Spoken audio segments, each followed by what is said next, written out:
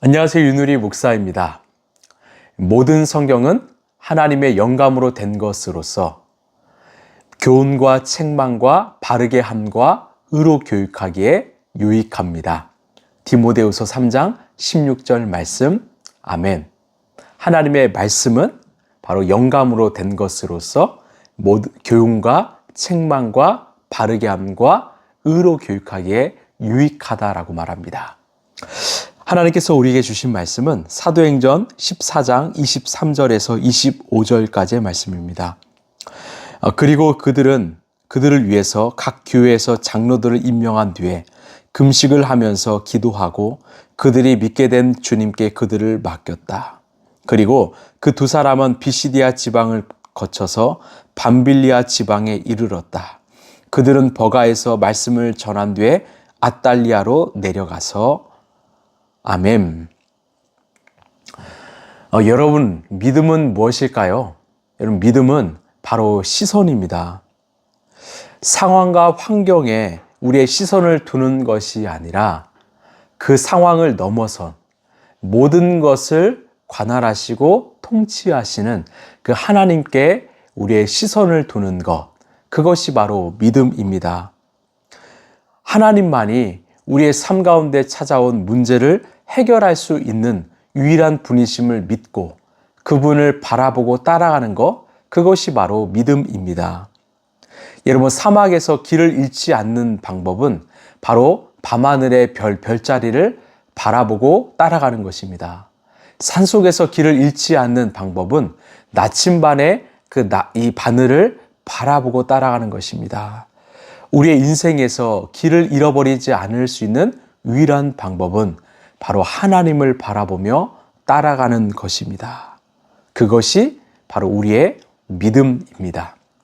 이제 바울의 1차 선교 여행이 거의 끝이 나게 되었습니다. 이 안디옥에서 시작한 출발팀이 이 구브로와 버가, 비시디아 안디옥, 이고니온 루스라, 더베까지 갔다가 다시 돌아오는 이 길의 여정이었습니다. 이 여정은 바울과 바나바가 계획한 여정이 아니었습니다. 온전히 하나님의 인도하심, 하나님의 계획 가운데 순종한 여정이었습니다. 제가 그 1차 여행, 어떤 여정길 지도를 살펴보는데 참 마음이 아픈 이 생각이 들었습니다. 왜냐하면 그 더베에서 다시 돌아오는데요.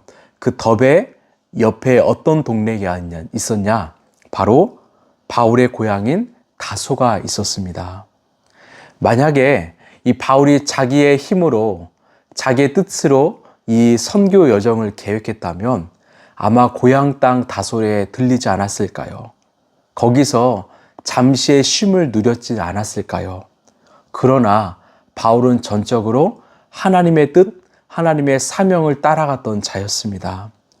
주님의 사랑에 응답하는 마음으로 살아왔기 때문에 그 일정에는 자신의 사견이나 개인적인 일을 담지 않았던 것입니다. 그래서 옆에 있는 고향을 눈앞에 두고도 다시 안디옥으로 돌아오게 된 것입니다. 24, 25절에 그리고 그 두 사람은 비시디아 지방을 거쳐서 밤빌리아 지방에 이르렀다. 그들은 버가에서 말씀을 전한 뒤에 앗달리아로 내려가서 이제 바울과 바나바는 이 비시디아 안디옥에서 버가로 돌아왔습니다. 그 시간은 약 1년의 시간이 지난 후였습니다. 우리가 아는 것처럼 여러분 버가는요, 바로 수행원이었던 그 마가라는 요한이 도망간 곳이죠.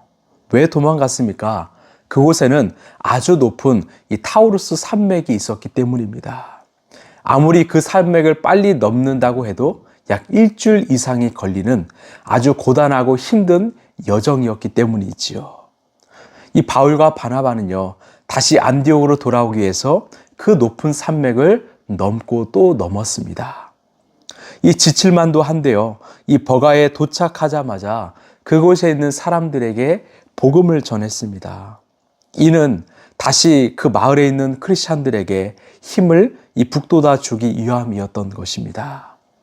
이처럼 이 바울이요, 정말 초인적인 일정을 소화할 수 있는 이유는 무엇일까요?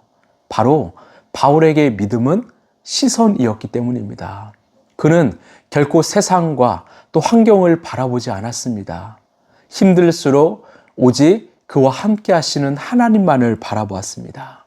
하나님을 바라보면서 하나님이 주시는 그 은혜와 사랑을 날마다 공급받으며 살았기 때문에 그는 이런 초인적인 일정을 소화할 수 있었던 것입니다. 우리 라이프처치의 이 핵심 말씀은 요한복음 15장 5절이지요. 너희가 내 안에 내가 너희 안에 거하면 정말 많은 열매를 맺는다고 말합니다. 너희가 나를 떠나서는 그 열매를 맺을 수 없다라고 말하지요. 우리가 주님께 붙어 있는 한 우리 안에는 무한한 주님의 은혜와 사랑에 그 에너지를 공급받을 수 있다라는 것입니다. 그런 인생은요, 낙심하지 않습니다. 절망하지 않습니다. 때론 넘어져도 다시 아나스타스, 다시 일어나게 되는 것입니다. 최근에 한 성도님께서 제게 이런 말을 했습니다. 목사님, 힘드시지 않으십니까? 지치지 않으십니까? 제가 그 질문을 들었을 때 인간적인 마음으로는 사실 지칠 때도 있고요. 힘들 때도 있겠지요. 그런데 정말 저의 진실된 고백은요. 날마다 하나님께서 힘을 부어주신다는 것입니다. 주님이 주시는 은혜와 사랑에 힘입어서 저도 다시 살아갈 힘을 날마다 공급받고 살아간다는 것입니다. 여러분, 그렇기 때문에 우리는요, 어떤 세상과 사람과 어떤 물질과 여러 명예를 붙잡는 인생이 아니라, 의존하는 인생이 아니라 하나님만을 의지하는 인생이 되길 소망합니다. 여러분, 우리 하나님이 어떤 분이십니까? 바로 창조주 하나님이시고 능력자 하나님이십니다. 초월자 하나님이십니다.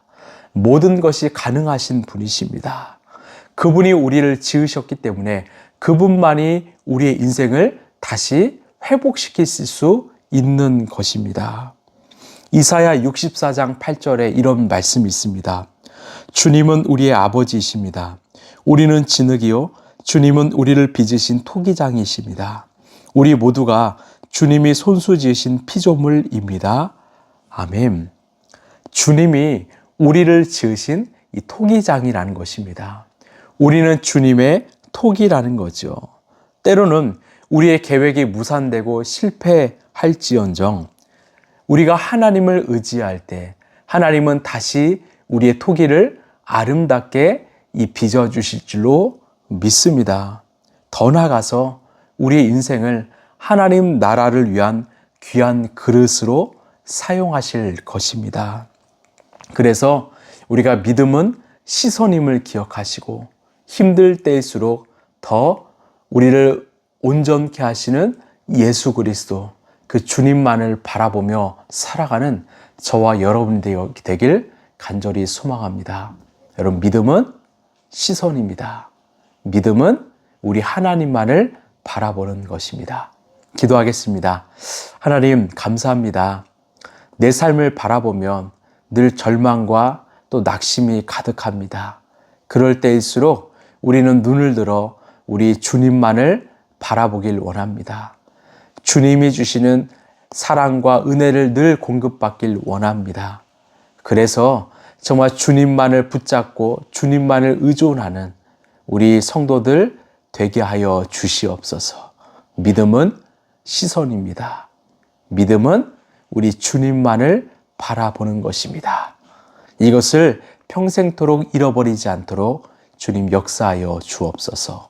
이 모든 말씀 사랑이 많으신 예수님 이름으로 기도하옵나이다. 아멘. 이런 바울이 그런 초인적인 일정을 소화할 수 있었던 이유는 바로 바울의 힘이 아니었습니다. 날마다 주님을 바라보면서 주님께서 주시는 그 에너지를 공급받았기 때문이죠. 여러분, 지금 나의 에너지가 고갈되었습니까? 잠시 무릎 꿇고 기도하십시오. 주의 말씀으로 채우십시오. 다시 우리 안에 에너지가 충만하게 될 것입니다. 오늘도 예수님과 함께 행복한 동행하시길 바랍니다. 감사합니다.